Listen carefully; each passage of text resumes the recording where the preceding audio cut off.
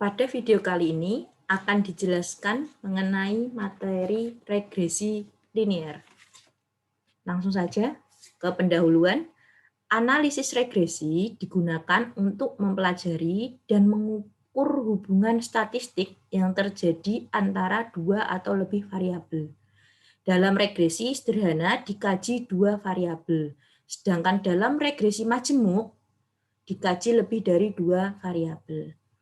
Dalam analisa regresi, suatu persamaan regresi hendak ditentukan dan digunakan untuk menggambarkan pola atau fungsi hubungan yang terdapat antar variabel.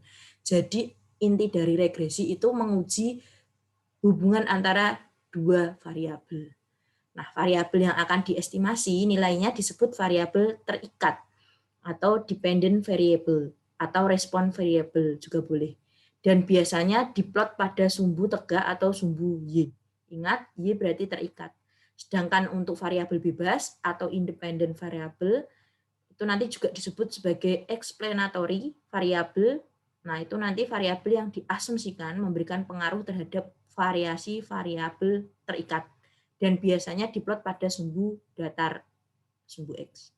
Jadi intinya, sumbu Y-nya itu adalah variabel terikat, sedangkan yang bebas itu nanti adalah sumbu X-nya. Gitu. Biasanya pada analisa regresi itu nanti ada yang disebut analisa korelasi yang bertujuan untuk mengukur seberapa kuat hubungannya atau derajat kedekatan suatu relasi yang terjadi antar variabel.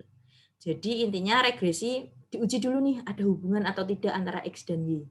Oh, ternyata ada hubungan. Nah, seberapa kuat hubungannya itu nanti diukur dengan analisa korelasi. Untuk analisa korelasi nanti tidak akan saya bahas pada pertemuan kali ini, nanti akan saya batasi untuk khusus analisa regresi.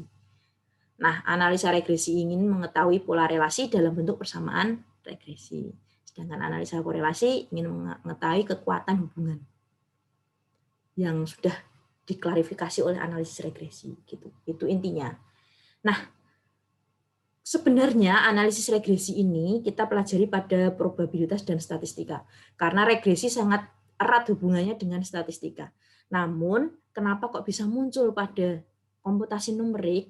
Karena pada analisis regresi itu ada yang dinamakan standar error estimasi atau SEE biasanya. Itu sama. Nah, nanti kalau di contoh soal nanti ada yang namanya SYX. Nah, itu sama.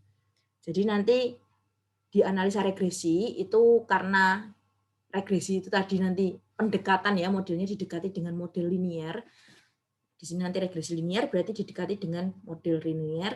Nah, pendekatan itu biasanya ada yang dinamakan error-errornya. Nah, error itu nanti disebut standar error estimasi atau biasanya disebut SEE atau biasa juga disebut SYX gitu ya. Nah, karena pada komputasi numerik harus dipelajari SEE ini atau standar error estimasi, makanya mau tidak mau harus ada pengetahuan mengenai analisis regresi terlebih dahulu, baru nanti masuk ke SEE. Sehingga regresi linear ini diberikan juga di komputasi numerik. Gitu ya, itu alasannya. Nah, dalam menentukan apakah terdapat suatu hubungan yang logis antar variabel, terutama bila penilaian dilakukan terhadap angka-angka statistik saja, perlu diperhatikan beberapa hal yang berkaitan dengan masuk akal atau tidaknya hubungan tersebut, jika ditinjau dari sifat dasar hubungan tersebut. Terdapat beberapa kemungkinan bentuk relasi atau hubungan, yaitu ada hubungan sebab akibat atau hubungan akibat sebab akibat penyebab yang sama. Atau ada juga hubungannya ternyata hubungan semu gitu, nggak jelas gitu juga bisa. Nah, langkah pertama dalam menganalisa relasi antar variabel adalah dengan membuat diagram pencarnya atau scatter diagram yang menggambarkan titik-titik plot dari data yang diperoleh. Diagram pencar ini berguna untuk membantu dalam melihat apakah ada relasi yang berguna antar variabel dan membantu dalam menentukan jenis persamaan yang akan digunakan untuk menentukan hubungan tersebut. Nah, untuk menggambar diagram itu tidak dijelaskan pada komputasi numerik ini. Karena untuk menggambar suatu diagram itu diperlukan istilahnya zaman sekarang tidak manual lagi ya. Jadi nanti untuk menggambar diagram regresi linear akan disampaikan pada praktikum komputasi numerik. Kalau tidak salah sih bab 7 nanti. Kalau sampai bab 7 nanti akan belajar cara menggambarnya dengan menggunakan software gitu ya. Nah, nanti hasilnya seperti ini. Kalau ada gambar seperti ini cukup kita harus mengetahui gitu. Kalau gambarnya dari kiri bawah ke kanan atas berarti linear positif. Tapi kalau kirinya dari atas ke kanan bawah itu linear negatif. Cukup kita menciri linear positif itu yang gimana, linear negatif itu yang gimana. Jangan sampai terbalik. Karena kita belajarnya regresi linear, sesuai dengan namanya ya linear, berarti garisnya lurus. Bukan yang parabola. Kalau parabola nanti regresinya kuadratik gitu. Karena kita belajarnya regresi linear, nah ini ya, berarti kita bentuknya garis lurus dengan ada titik-titik di sekitarnya. Nah, ini ciri khas dari regresi. Perlu diingat bagaimana yang bentuk linear positif, bagaimana yang linear negatif. Nah, ini untuk regresi karena bentuknya seperti ini ya. Ini eksponensial. Gitu. Ini namanya kurva linear positif, kurva linear negatif. Nah, ini eksponensial ini juga disebut dengan kurva linear atau kurva linear gitu ya. Sedangkan kalau garis itu namanya linear. Kalau lengkungnya eksponensial seperti ini, tinggal eksponensialnya naik atau eksponensial turun, itu namanya kurva linear. Gitu. Nah, ini juga kurva linear. Bentuknya kuadratik ya. Berarti kurva linear. Sedangkan kalau tidak ada bentuknya, misalnya tidak bisa digaris gini ya, jadi sebaran titik-titiknya itu tidak bisa diilustrasikan dengan suatu garis. Contohnya ini namanya tak tentu. Gitu.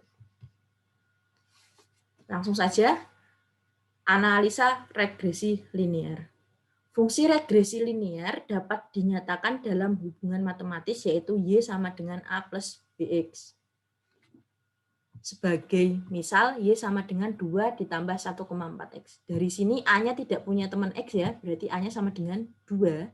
Sedangkan B-nya punya pasangan X, berarti B-nya sama dengan 1,4. Secara teoritis, bila X-nya sama dengan 10, berarti X-nya kita ganti 10.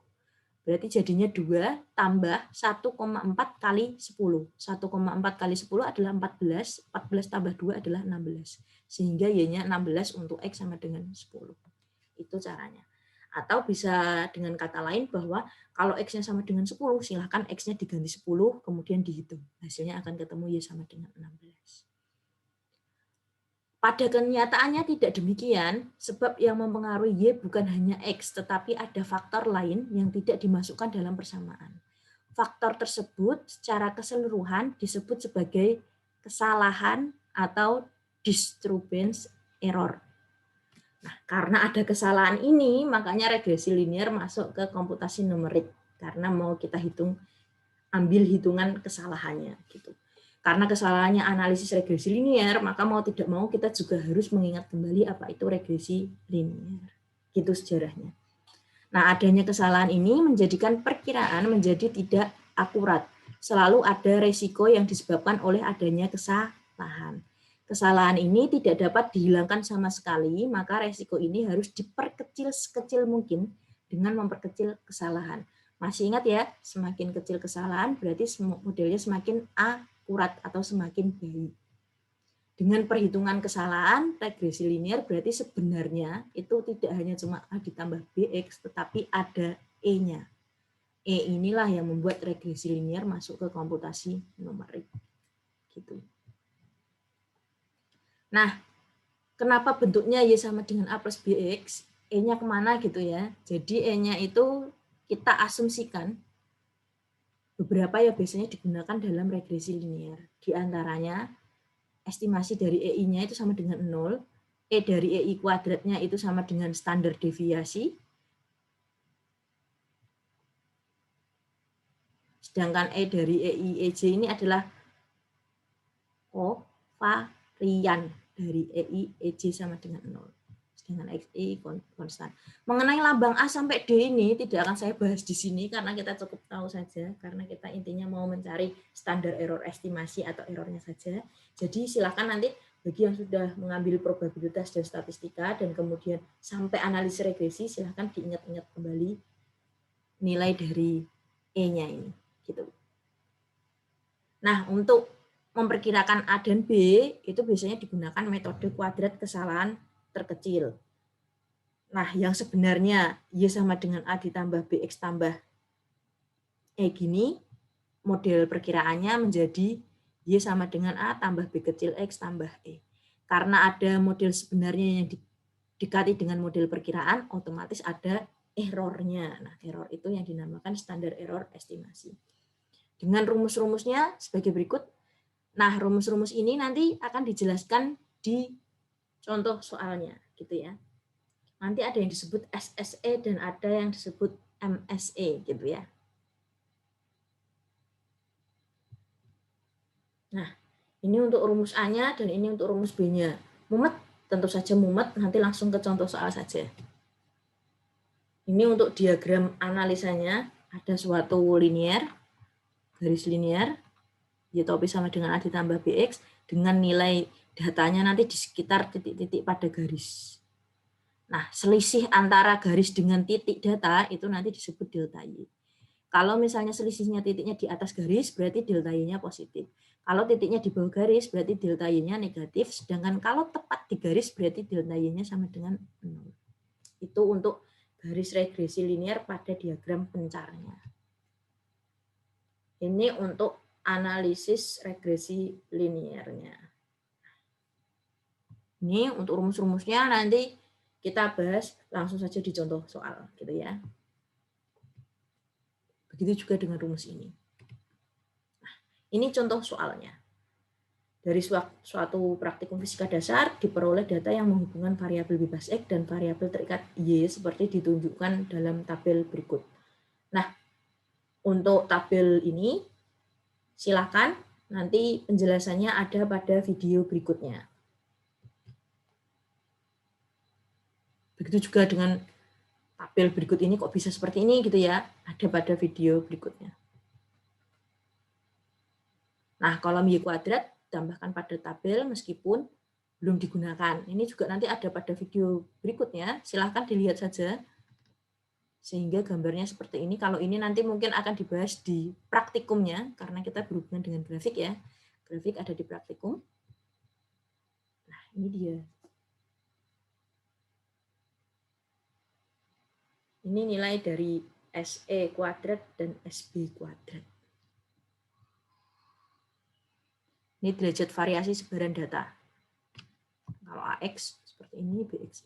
Nah, ini kan tanpa sadar kalau garisnya hilang, itu kan miripnya seperti sebuah garis ya, makanya disebut analisis regresi linear. Dengan nilai standar error estimasinya adalah intinya ini. Nah, rumus standar estimasi error ini diperoleh dari beberapa sejarah seperti rumus ini. Ini kita cukup tahu saja, intinya kita akan menggunakan rumus ini, SJX saja. Gitu. Untuk sejarahnya dikit saja, kalau misalnya penasaran boleh searching di internet. Saya rasa sudah banyak yang membahas mengenai sejarah dari standar error estimasi. Nah, untuk standar error estimasi atau SEE nanti temannya ada MSE. Nah, itu juga silahkan dicari, siapa tahu nanti keluar di UAS ya hubungannya SEE dengan MSE apa gitu ya. Nah, PPT ini saya ambil dari slide layar. Terima kasih atas perhatiannya. Silakan dilanjutkan ke video selanjutnya mengenai pembahasan contoh soal lebih lanjut mengenai regresi linear. Kalau ada pertanyaan, jangan sungkan, silakan saja tanya di grup. Selamat belajar.